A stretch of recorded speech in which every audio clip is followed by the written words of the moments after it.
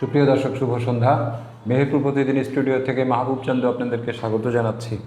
সংবাদ বিশ্লেষণ অনুষ্ঠানে আজকে দুজন অতিথি আছেন। আমার সর্বডানে বসা আছেন সাকিব হাসান রুদ্র, মেহেরপুর প্রতিদিন পত্রিকার স্টাফ রিপোর্টার হিসাবে দায়িত্ব পালন করছেন, এবং আমার ডানে বসা আছেন মেহেরপুর প্রতিদিনের বার্তা সম্পাদক জুলফিকার আলী কানন। কথা বলবো দুজনের সাথে। তার আগে আমি একটু কয়েকটা সংবাদ পড়ে নিই। সংবাদটা পড়ে নিয়ে আমি করবো। আমাদের মেহেরপুর প্রতিদিন পত্রিকার আজকে প্রধান শিরোনাম হচ্ছে আমদা ইউনিয়ন পরিষদে ভোট কবে। সীমানা জটিলতা সংক্রান্ত মামলা খারিজ করেছে আদালত। হয়েছে সব ইউপির ভোটাধিকার হরণ। এটা নিয়ে কথা বলবো। 999 থেকে কল পেয়ে মেহেরপুর শহর থেকে গৃহকর্মী উদ্ধার।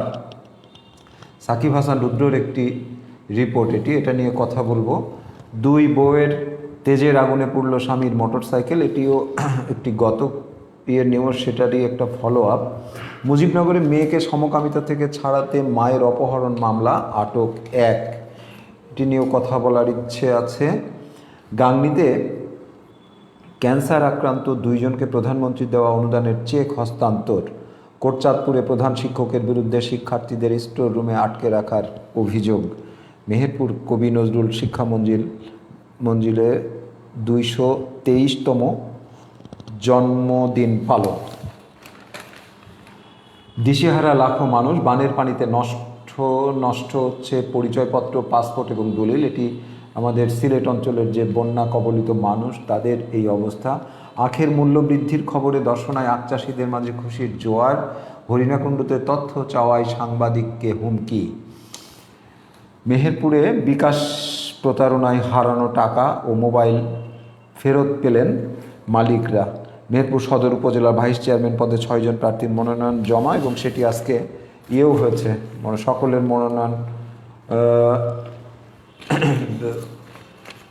চূড়ান্ত করেছে। মিতব্যয়ী হচ্ছে কৃচ্ছ্রতা সাধনের জন্য নিজেকে সুরক্ষিত রাখতে হবে। জাতীয় সংসদে প্রধানমন্ত্রীর একটি বক্তব্য। স্বাস্থ্যবিধি না মানলে ঈদ উৎসব ঘিরে বাড়বে ঝুঁকি।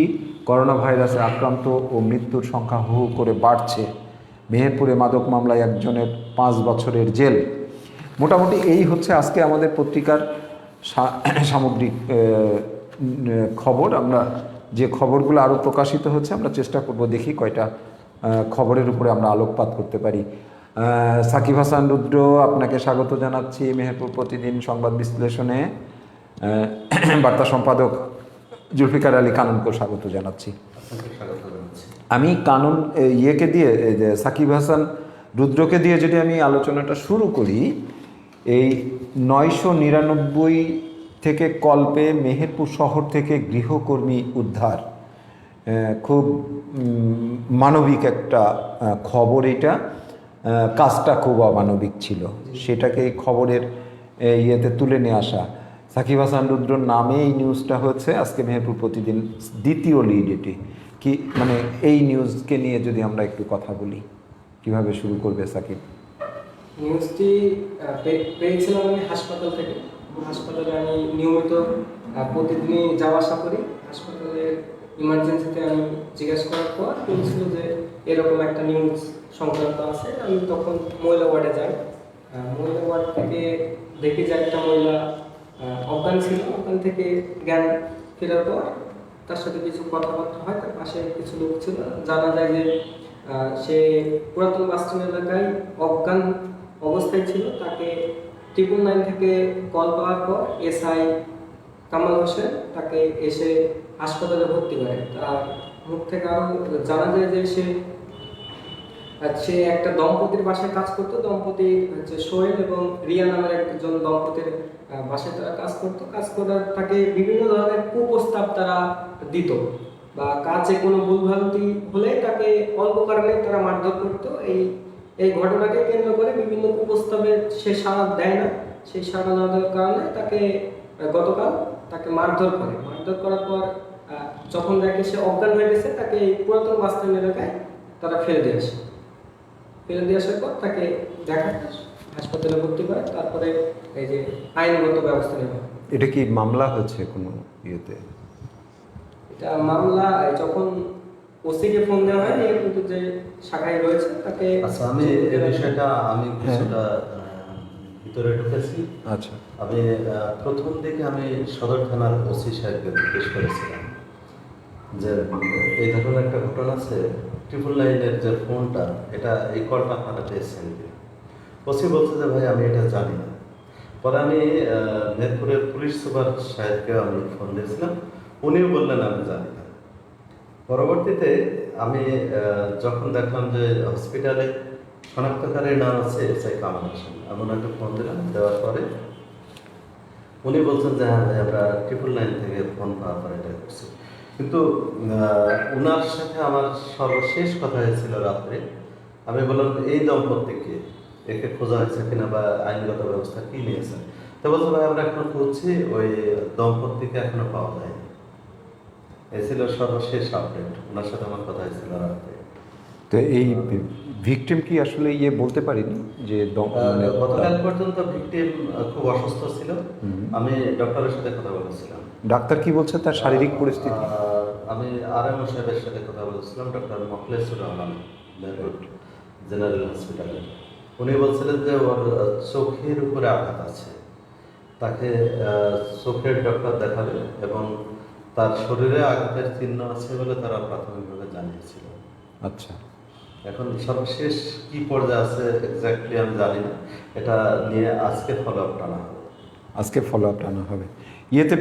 রুদ্র যখন ওখানে বেডে, হসপিটালের বেডে পাওয়া গেল এই গৃহকর্মীকে, তখন তার শারীরিক অবস্থা এমনি কেমন লাগছিল? মনে হচ্ছিল যে ডাক্তার তো ডাক্তারের মতো দেখছে। শারীরিক অবস্থা তেমন ভালো ছিল না, সে কথাবার্তাও ঠিক বলতে পারছিল না। আচ্ছা, চোখে অনেক ক্ষত আর হাত পায়ে ক্ষতর চিহ্ন ছিল। সে কি সাকিবের সাথে কোনো কথা বলেছে, মানে কথা হয়েছে? খুব আস্তে আস্তে। সে কি বলতে ছিল? সে বলতে এই একই ঘটনা সে আমাকেও বলে যে তার এই যে মুখার্জি পাড়ায় এক দম্পতির বাসায় কাজ করতো, এই দম্পতি তাকে বিভিন্ন কুপ্রস্তাব দেওয়ার কারণে সে সাড়া না দেওয়ায় তাকে এইভাবে নির্যাতন চলে। তো এই পুরাতন হসপিটালে, পুরাতন বাস স্ট্যান্ডে তাকে পাওয়া গেল, অতদূর পর্যন্ত সে কিভাবে আসলো? তাকে যখন নির্যাতন চালায় এক পর্যায়ে সে অজ্ঞান হয়ে পড়ে। অজ্ঞান হয়ে পড়ার পর তারা হয়তো ভেবেছিল যে মারা গেছে। এই মারা যাওয়ার ভাবার কারণে হয়তো তারা পুরাতন বাস স্ট্যান্ড এলাকায় রেখে গেছে, তাই না? হ্যাঁ, সে কি তার বাড়ির কোথায় বা তার বাবা মা? বাড়ি জানা গেছে হচ্ছে পিরোজপুরের পূর্ব পাড়ায় তার বাড়ি ছিল। আমাদের মেহেরপুর সদরের পিরোজপুরের পূর্ব পাড়ায় তার বাসা ছিল। সে তার বাবা মা কেউই না, সে এক প্রকার অনাথ। তার দাদা ছিল, সে হিন্দু সম্প্রদায়ের, তার দাদা ছিল, তার দাদারাও আর ঠিক খোঁজ খবরটা রাখে না, সে এক প্রকার অনাথই ছিল। আচ্ছা, ওই ভিকটিম সে নিজেও হিন্দু সম্প্রদায়ের? আচ্ছা, তো বাড়ির লোকজন কি তার সাথে দেখা টাকা পেয়েছে, খোঁজ পেয়েছে এই অবস্থা? বাড়ির লোকের কোনো খোঁজ পাওয়া যায়নি। মা বাবা যেহেতু নেই, তার সে অন্য নিকট আত্মীয় কোনো তার হসপিটালে ছিল ওই সময়? না, নিকট আত্মীয় বলতে কেউ ছিল না। তো এমনি নার্সরাই তার মোটামুটি এই ট্রিটমেন্ট করছিল। কারণ যদি এই বিষয়টা, তাহলে আপনি বলছেন যে এসপি মহোদয়ও জানেন না, তারপরে ওসি সাহেবও জানেন না যে 999-এ ফোন করা হলো। 999 আসলে অপারেট যারা করে তারাই জানে মনে হয়। তার সেখান থেকে কি আসলে ঊর্ধ্বতন এই কর্তৃপক্ষগুলোকে জানানো?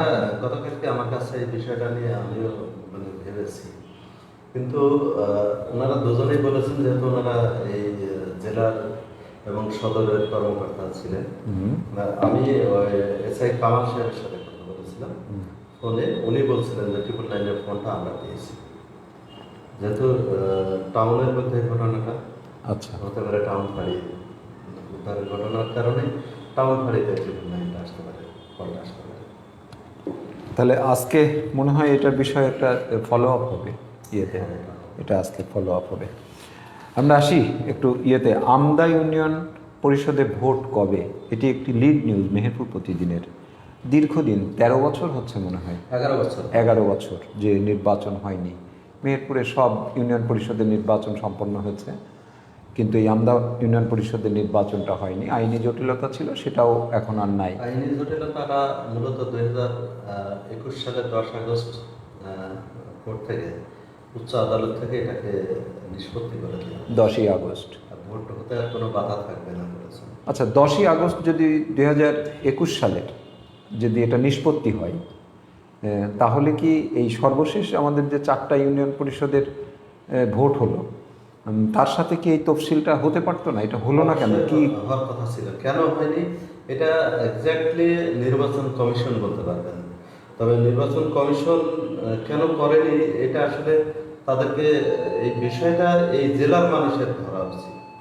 তারা অবশ্য বলছে যে এটা নাকি চেপে চেপে রাখা হয়েছে একটা মহল থেকে। কিন্তু এখন কি আর এইভাবে যে যে কোর্ট যেহেতু ভ্যাকেট করে দিয়েছে, সেক্ষেত্রে কি আসলে এটা সম্ভব যে চেপে রাখার মতো? এটা তো সম্ভবই না, কিন্তু কেন রাখা হয় এই প্রশ্নটা আমার। কিন্তু মেহেরপুরের নির্বাচন অফিস কি বলছে ব্যাপারে? মেহেরপুরের নির্বাচন অফিস বলছেন, ওনার সাথে কথা হয়েছিল জেলা নির্বাচন কর্মকর্তা, উনি বলেছেন যে কাগজপত্র ইতিমধ্যে পাঠানো হয়েছে, ইসির কাছে এই কাগজপত্রগুলো পাঠানো হয়েছে, এবং উনি বলেছেন যে হয়তো বা অল্প দিনের মধ্যে এই নির্বাচনটা অনুষ্ঠিত হবে। নেক্সটে সারা বাংলাদেশে যেগুলো ইউনিয়ন পরিষদ বা যেগুলো স্থানীয় নির্বাচন হবে, সে সাথে মেহেরপুরের এই আমদা ইউনিয়নটা হতে পারে। আমরা একটা সময় শুনেছিলাম যে আসলে কোনো জায়গায় যদি এই ডিমার্কেশন সংক্রান্ত জটিলতা যদি থেকেও থাকে, কোনো আইনি থেকে থাকে, তবুও নির্বাচন শিডিউল টাইমে হবে, পূর্বে যেভাবে স্থিতি অবস্থা ছিল ওই অবস্থায় নির্বাচন হবে, কিন্তু এটা নির্বাচন বন্ধ থাকবে না। এটা মেহেরপুরের ক্ষেত্রে শুধুমাত্র ব্যতিক্রম হয়েছে, আমদা ইউনিয়নের ক্ষেত্রে এই আমদা ইউনিয়নের ক্ষেত্রেই ব্যতিক্রম হয়েছে। মাঝে যে এসছিলেন আপনার নির্বাচন কমিশনার এসছিলেন, অবসরপ্রাপ্ত ব্রিগেডিয়ার জেনারেল আহসান হাবিব খান, ওনাকে এই কথাটা বলা হয়েছে। ওনাকে এই প্রসঙ্গটা যখন সাংবাদিক জিজ্ঞাসা করেছিলেন, ওই সময় উনি বলেছিলেন যে আমি এটা বিষয়টা খোঁজ খবর নিয়ে উইদিন শর্ট টাইমের মধ্যে আমি এই আয়োজনটা করবো, নির্বাচনের আয়োজনটা করবো। এলাকার মানুষের বক্তব্য জানেন আসলে? এলাকার গেছিলাম আচ্ছা, আগে এই রিপোর্টটা তৈরির আগে আমি মূলত ওই এলাকার অনেকগুলো মানুষের সাথে কথা হয়েছে, বিভিন্ন শ্রেণী পেশার মানুষের সাথে কথা হয়েছে। ওনারা এই নির্বাচনের জন্য উন্মুখ হয়ে বসে আছেন। আমি কয়েকজন নতুন ভোটারের সাথে কথা বলেছি, দুজন স্টুডেন্ট, তারা আমাকে বলছে যে আমি আসলে নির্বাচনের যে স্বাদ, যে গন্ধ, এটা পেতে চাই। দীর্ঘদিন আমি উনি আজ থেকে 3 বছর আগে ভোটার হয়েছেন, কিন্তু এখন পর্যন্ত ভোটটা দিতে পারেননি। ওর মনের মধ্যে চরম আক্ষেপ বিরাজ করছে। ও বলছে যে আমি ভোট দেওয়ার জন্য উন্মুখ হয়ে আছি। আর ওই এলাকার কৃষক, শ্রমিক, নানা শ্রেণী পেশার মানুষের সাথে আমি কথা বলেছি। ওনারা বলেছেন যে আমাদের এই নির্বাচনটা হওয়া উচিত। কবে হবে এই নির্বাচন? ওনারা কিন্তু নানাভাবে প্রশাসনের, বিশেষ করে নির্বাচন কমিশনার ওনারা খুব নাখোশ যে কেন এই নির্বাচনটা হচ্ছে না। আমরা যতটুকু জানতে পেরেছি, বর্তমান যে চেয়ারম্যান আছেন এখানকার আনারুল ইসলাম, ওনার যে সীমানা নির্ধারণের বিষয় নিয়ে একটা মামলা করেছিলেন, সেই মামলাটা ভ্যাকেট হওয়ার পরে সেটাকে অনেকদিন দাবিয়ে রাখা হয়েছে, যেটা মানে একেবারে আশ্চর্য হওয়ার মতো কথা। আমরা দেখেছি 2011 সালের জুন মাসে এখানে নির্বাচন হয়েছিল, তারপরে এটা আবার 2016 সালে ওদের মেয়াদ শেষ হয়। হওয়ার পরে 2017 সালে এখানে তফসিল ঘোষণা হয়েছিল। তফসিল ঘোষণার পরপরে আবার বন্ধ হয়ে যায়। একসাথে হয়েছিল মেহেরপুর পৌরসভা এবং আমদা ইউনিয়ন। মেহেরপুর পৌরসভার নির্বাচন হলেও তারপরে কিন্তু আরেকটা টার্ম মেহেরপুর পৌরসভার নির্বাচন হয়ে গেল, অথচ সীমানা জটিলতা কিন্তু পৌরসভাকে নিয়েই। হ্যাঁ, অথচ সেই পৌরসভা হয়েছে, কিন্তু আমদা ইউনিয়নে একই অবস্থা আগের মতোই। তো আমরা প্রত্যাশা করি, বিশেষ করে স্থানীয় যে প্রশাসন আছে এবং এই স্থানীয় প্রশাসনের মাধ্যমে আমরা ইসিকেও, আমরা সিইসিকেও আমরা অনুরোধ জানাবো যে এই নির্বাচনের আয়োজনটা করতে।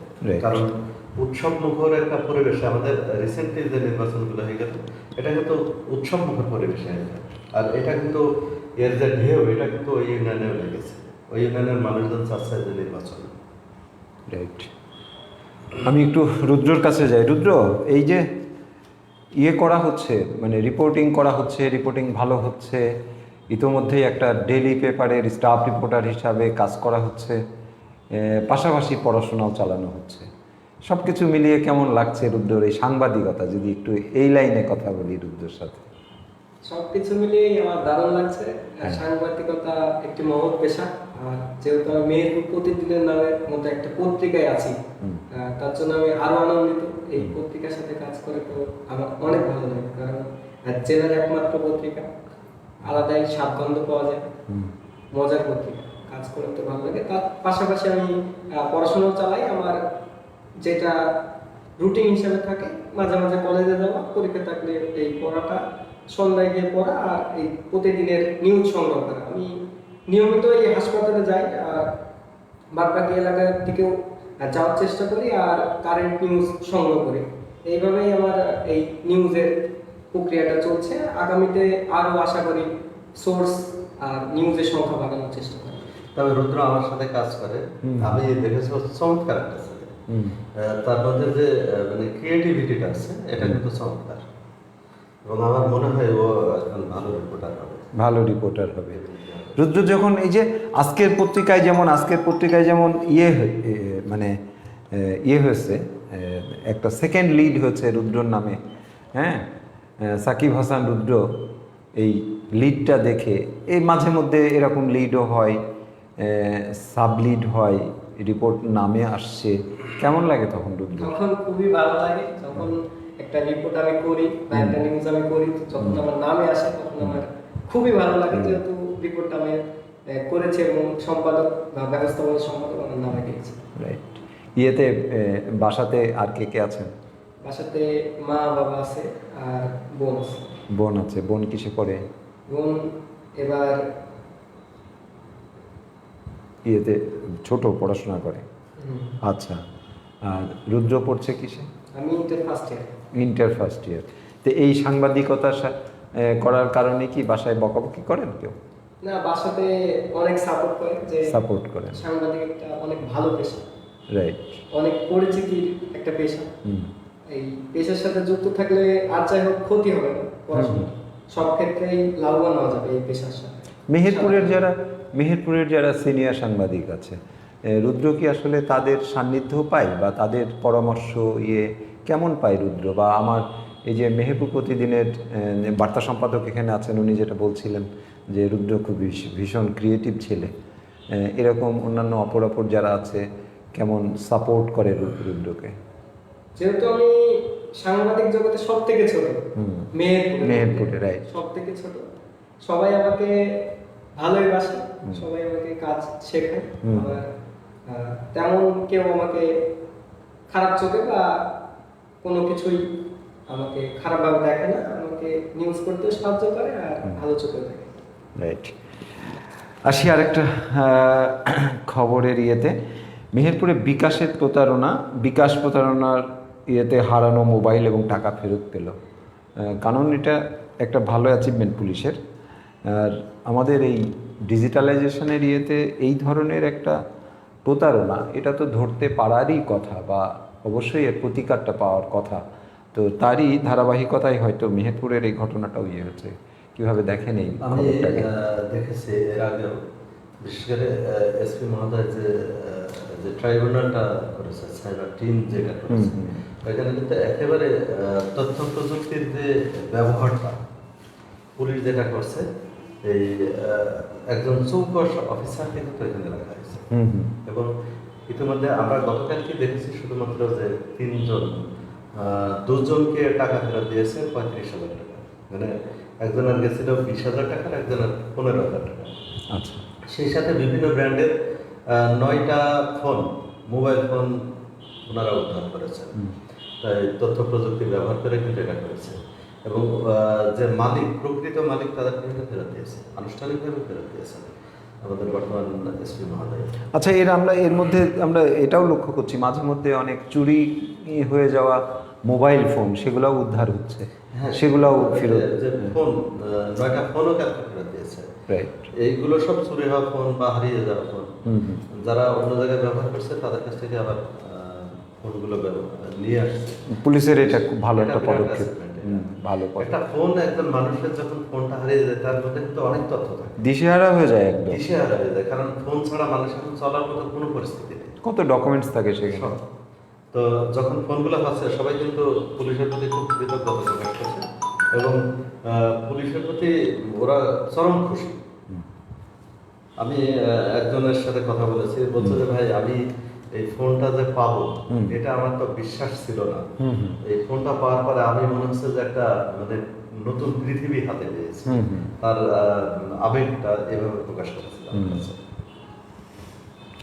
সত্যিই এটা মেহেরপুর পুলিশকে সাধুবাদ দিতেই হয়। আমরা প্রত্যাশা করি যে এই ধরনের দুর্ঘটনা কবলিত যেনারা হন, দুর্ঘটনাটা শিকার হন যারা, তারা এভাবেই তিনাদের কাছ থেকে একটা সুরক্ষা পাবেন। রুদ্রর কাছে যদি আরেকটা নিউজ সম্পর্কে, রুদ্রর আর কোন নিউজ ছিল যেটা খুব মানে মনে পড়ার মতো, যে এর মধ্যে কোন নিউজটা ছিল একটা, যে আমি এই মুহূর্তে মনে করতে পারছি না, যে একটা ভালো নিউজ ছিল, অনুসন্ধানী রিপোর্ট, কি রিপোর্টটা যেন?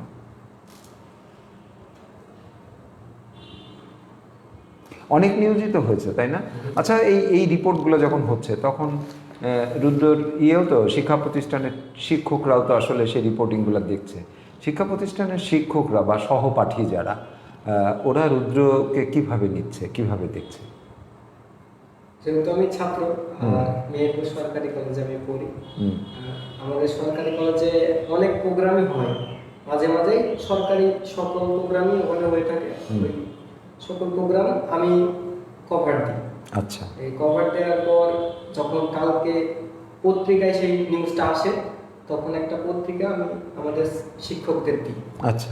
তখন স্যাররা খুশি হয় যে আমাদের কলেজে একজন সাংবাদিক আছে যে আমাদের প্রত্যেকটা প্রোগ্রামে নিউজ দিয়ে কভার করে। তখন স্যাররা অনেক খুশি হয়, তাদের খুশি দেখে আমারও খুশি লাগে। আর সহপাঠীদের মধ্যে তারা আমাকে অনেকে সাধুবাদ জানায় যে আমি তাদের পাশে একজন সাংবাদিক বন্ধু আছে, তারা যে কোনো সাহায্যে আমাকে ফোন দেয় আর আমি সাহায্যের জন্য তাদের কাছে যাই।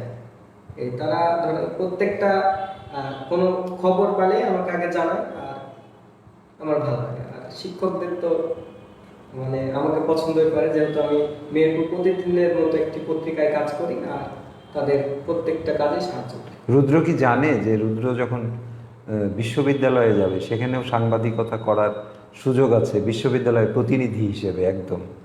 হ্যাঁ, যে রুদ্র যেমন এখন কলেজে প্রতিনিধিত্ব করছে একটা পত্রিকার, ঠিক তেমনি রুদ্র যখন বিশ্ববিদ্যালয়ে পড়বে সে বিশ্ববিদ্যালয়েও কিন্তু এই সাংবাদিক হিসাবে প্রতিনিধিত্ব করার সুযোগ আছে।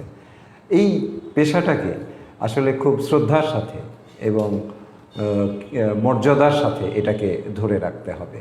আমরা প্রত্যাশা করি যে রুদ্র সত্যিকার অর্থেই কানুনের পরিভাষায়, যে রুদ্র একদিন অনেক বড় একজন রিপোর্টার হবে, অনেক বড় সাংবাদিক হবে। কারণ এই যে আমাদের সর্বশেষ, আমরা প্রায় শেষ সময় চলে আসছি, আমাদের নিয়ে একটু কথা বলাই যায়। বানভাসী মানুষদের কত সমস্যা। আজকের রিপোর্টে পানিতে নষ্ট হচ্ছে পরিচয়পত্র, পাসপোর্ট, দলিল, অন্যান্য যে সমস্ত কাগজপত্র, ডকুমেন্টস থাকে, সেগুলো পর্যন্ত মানুষ দিশেহারা হয়ে গেছে। আসলে মানুষ আসলে দেখেন আপনি, আমরা যে মিডিয়ার কল্যাণে যেগুলো দেখছি, বিশেষ করে প্রিন্ট মিডিয়াতে তো দেখছি বাংলাদেশের মানুষের যে দুর্ভোগটা, ইলেকট্রনিক মিডিয়াগুলোতেও দেখছি সেভাবে উঠে আসছে। আসলে ওইখানে একটা মানবিক বিপর্যয় ঘটেছে। আমরা যদি শুধু মানুষ না, মানুষের পাশাপাশি যে পশু পাখি আছে, প্রাণী আছে, সে প্রাণীগুলোরও কিন্তু একটা অবস্থা। পরিমাণ ঠাই নেই তাদের যেখানে দাঁড়াবে, তাদের ঘরে কিন্তু অনেকের ঘরে খাবার নেই। আমরা পত্রপত্রিকায় যতটা দেখছি আসলে দুর্ভোগটা কিন্তু তার চেয়ে বেশি। আমরা ওইখানে আমার একজন কলিগ আছে, আমি তার সাথে কথা বলেছিলাম, বলছে যে তো আপনি যদি এখানে আসতেন তাহলে বুঝতে পারতেন যে দুর্ভোগটা কাকে বলে। আমাদের আমরা যারা সাংবাদিকতা করি, আমরা 98 বন্যার কথাটা যদি ভেবে থাকি, আমাদের মুজিবনগর অঞ্চলটা ডুবে গেছিল। ওই সময় আমরা দেখেছি আমাদের দুর্ভোগটা, আমাদের বন্যাটা আমাদের কাছে মানে ওই সিলেটের বন্যার কাছে কিন্তু কিচ্ছু না। তারপরে আমাদের সেই কথাগুলো কিন্তু এখন স্মরণ হচ্ছে, তাহলে সিলেটের পরিস্থিতিটা কি সেটাই। তবে সরকার চেষ্টা করছে যে ত্রাণগুলো দেওয়া। তবে আমি একটা জিনিস এই বছরে দেখলাম যে ত্রাণ দেওয়ার বিষয়টা কোনো ওদের পাশে আপনি দেখুন কোনো পত্রপত্রিকা থেকে বা মিডিয়াগুলো থেকে তো সেভাবে আসেনি ওদের। তার মানে কি ওরা দিচ্ছে না, সরকার যতটুকু পারছে সেটুকু নিয়ে তাদের সামনে হাজির হচ্ছে। আবার একটা খুবই দুর্ভাগ্য দুঃখজনক ঘটনা ঘটেছিল যে ত্রাণের সে বস্তাটা মাথায় করে একজন ঈদ বাজার নিয়ে কোনো রিপোর্টিং করা বা এই যে কোরবানি ঈদের মেহেরপুরের পশুর সংখ্যা কত, ছাগল বা কোরবানির পশু আর কি আমি যেটা বলছি, যে সেগুলার কি পরিমাণ চাষিরা উৎপাদন করেছে, আমাদের এখানকার চাহিদা কত, খামারিরা ঠিকমতো দাম পাচ্ছে কিনা, এটার ব্যাপারে কি কোনো রিপোর্টিং করার ইচ্ছা আছে বা সে ধরনের কাজ চলছে কিনা? আসলে হাটে হাটে যাওয়া হয়নি এখনো। আমি এইবারই হয়তো এই রিপোর্টটা আমরা করবো যে মেহেরপুরের গরুর সংখ্যা কত এসছে বা কেনা বেচা কেমন চলছে। ঈদের তো সন্নিকটে আমরা চলে এসেছি, যে গরুর যে বেচা কেনা তাদের চাষিরা কেমন করছে বা তাদের ভালো হচ্ছে কি হচ্ছে না, তারা লাভজনকভাবে বেচতে পারছে কিনা, এই নিয়ে একটা রিপোর্ট আমরা করবো। আচ্ছা, ঈদ বাজারও তো একটা ঈদ বাজার, জি ঈদ বাজার সবকিছু দামই চড়া ছিল এর আগে, এবং ঈদ বাজারে যেই নিউজটা আমরা সামনে করব সেটা দেখা যায় যে চড়া না একটু কম দামে পাওয়া যায়। আচ্ছা, কারণ ইয়েতে আমাদের সামগ্রিকভাবে মেহেরপুর প্রতিদিনের এই সামনের কি কি অ্যাসাইনমেন্ট আছে ঈদের আমাদের আগে? assignment আছে, আপনি এখন যে বিষয়গুলো আছে তার মধ্যে বিশেষ করে মশলার বাজার নিয়ে একটা রিপোর্টের বিষয় আছে। তারপরে আপনার ওই যে দা ছুরি চাকু মানে ব্ল্যাক স্মিথদের নিয়ে কামারশালা উপরে আমি আজকে রিপোর্টটা রেডি করেছি। আচ্ছা আর আমরা বাজারের উপরে এমনি গরুর বাজারের উপর আমার একটা রিপোর্ট রেডি আছে, আচ্ছা আজকালের মধ্যে যাবে এটা। আর বিশেষ করে আমরা দেখেছি যে মৌসুমি ব্যবসায়ী যে আপনি দেখবেন যে বাজারে, খোলা বাজারে দই মিষ্টি যে দোকানগুলো আছে, এখন যে শপকিপার মানে জুতো স্যান্ডেল যারা যারা কাজ করে তাদের দোকানগুলোতেও কিন্তু প্রচণ্ড কেনা দিই, ওদেরকে নিয়ে আমাদের আলাদা অ্যাসাইনমেন্ট আছে। অলরাইট, আমরা মোটামুটি ঈদের উপরে আমাদের 5-7টা অ্যাসাইনমেন্ট আমরা রেডি করেছি। আচ্ছা, অনেক ধন্যবাদ সাকিব হাসান রুদ্র, অনেক ধন্যবাদ জুলফিকার আলী কানন। আমরা সময় শেষ করে ফেলেছি, আবারও কালকে ঠিক একই সময়ে বসবো হয়তো কোনো নতুন অতিথিদের নিয়ে।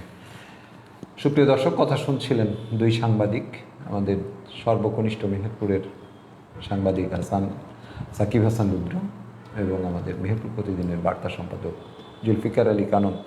আমরা এই সংবাদের পিছনের খবরগুলো দেওয়ার চেষ্টা করি ঠিক প্রতিদিন শুক্রবার বাদে সপ্তাহের 6টা দিন আমরা এই সন্ধ্যা 7:30টার সময়তেই আমরা এই অনুষ্ঠানটা করছি। আপনারা হয়তো এখান থেকে মেহেরপুরের সামগ্রিক বা বৃহত্তর কুষ্টিয়া জেলার কিছু সংবাদের পিছনের সংবাদ হয়তো জানতে পারবেন, আমাদেরকে পরামর্শ দেন।